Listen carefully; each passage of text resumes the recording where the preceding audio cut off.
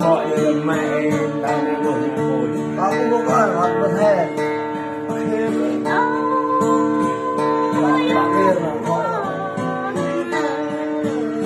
thì nó có mắt hạnh nó né để nó quay biết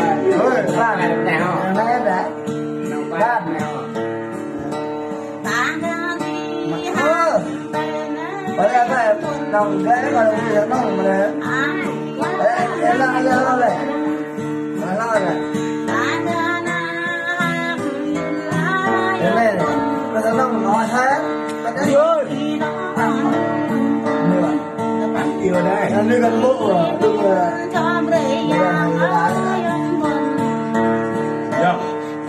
anh gọi lệ đó nghe chưa đang đỏ này ơi bên bên này